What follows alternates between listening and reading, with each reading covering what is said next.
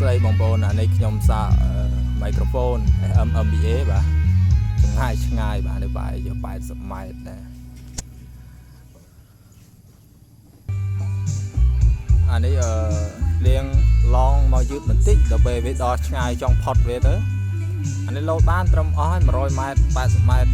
អស់80ណា80ដល់100ម៉ែត្រហ្នឹងបាទ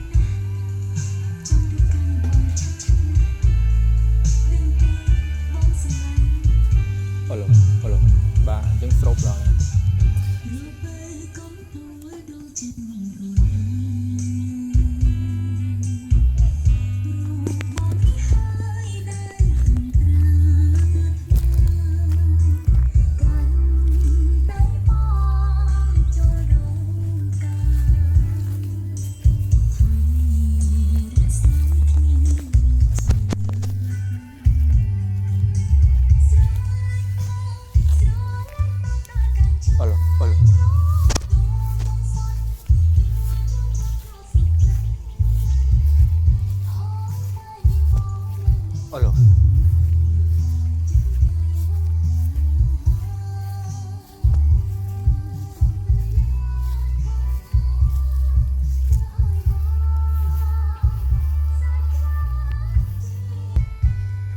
អានេះខ្ញុំដាក់មកដើរឆ្ងាយផុតបាទ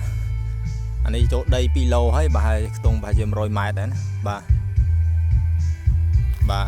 បងប្អូនអាចស្ដាប់កាសបានអញ្ចឹងសំឡេងបាសអីទៅលើរឿងខ្សោយបន្តិចឆ្ងាយអូឡូ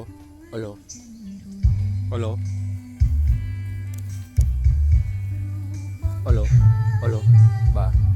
ជាងស្រូបដល់ដែរណាអូឡូឲ្យតែវាឆ្លាស់យើងអាចចាប់បានហើយ100ម៉ែត្រ80ម៉ែត្រដែរ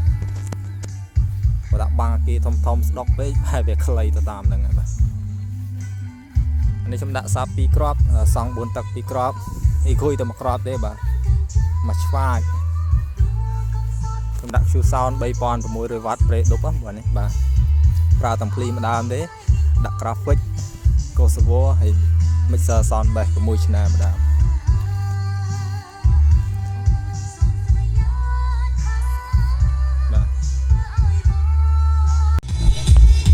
លេងមកឆ្ងាញ់បងប្អូនណាបាទ